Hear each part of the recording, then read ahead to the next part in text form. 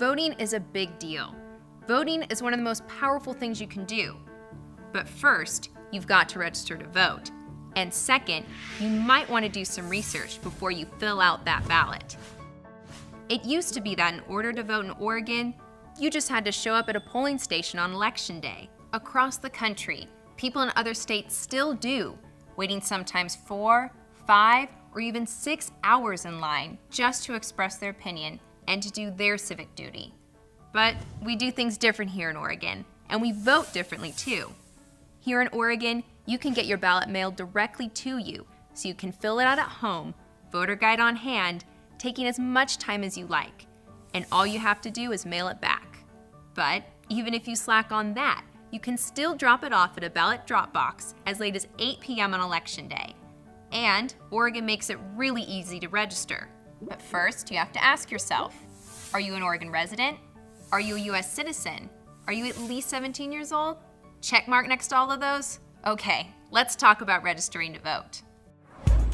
In the last few years, organizations like the Bus Project have worked hard to make it embarrassingly easy to register to vote. You can register to vote online at OregonVotes.org or through just about any governmental organization imaginable. Signing up for classes? Stop by your student government office to pick up a registration form. Taking your driver's test or waiting to get your license renewed? Register while in line at the DMV. Checking out a book? Register at your local library. See these guys on the street? They'll get you registered to vote in seconds. That dude who's always trying to get you to sign his petition? He can register you too. On government assistance, you can get registered to vote when you get Oregon Health Plan, food stamps, unemployment insurance, or other services. You can also register at the county elections office. And if you lose your ballot or forget to mail it, you can drop it off or pick up a new one there. All you need is a valid state ID, a driver's license, a learner's permit or ID card, or your social security number and a valid mailing address. Want more information? Check out the Bus Project, Rock the Vote, or Project Vote Smart. We'll not only get you all the info you need, we'll even remind you close to Election Day. That was a lot of information in just a little time. So to simplify, go to OregonVotes.org to register to vote. And remember, you can't vote until you're 18, but you can pre-register when you're 17. And because Oregon votes by mail, you need to re-register every time you move. If you need to find out where you can drop off your ballot, you can find the closest drop box at sos.state.or.us/dropbox. So by now, you're on your way to voting.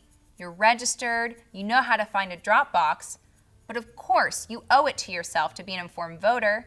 So first, what are you voting for? State governor. Oregon Supreme Court. The President of the United States. Senator. City councilor, county commissioner. U.S. representative. Now, when most people think of voting, they think of the really big elections, the presidential election for one. But did you know that elections are happening all the time in Oregon? Not only that, most of these other elections are arguably more important than the presidential election.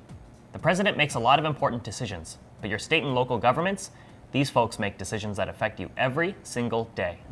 Our legislators decide on most of the funding for our public schools and can raise and lower state taxes without a public vote. Your city and county commissioners decide how to fund and operate local services like police and fire. Another huge way that laws can be made and changed in Oregon is through ballot measures. Ballot measures are a way that citizens can change law directly. Have an idea for a law or want to get rid of a law that you don't like? If you can get enough Oregonians to sign a petition backing your idea, you can get it on the ballot and potentially get that law changed. But just because a measure gets on the ballot doesn't necessarily make it a good idea. You want to think through those ballot measures, because sometimes powerful interests will put a measure on the ballot to benefit themselves, but it could end up hurting you. Luckily, the state of Oregon puts out a guide every election season, and that'll give you the lowdown on all of the ballot measures and candidates you'll be voting on. And you can always hit the web, where dozens of groups and your fellow citizens are eager to tell you just what they think of every candidate and every measure on the ballot. Me, personally, I like to feel engaged with the whole voting thing.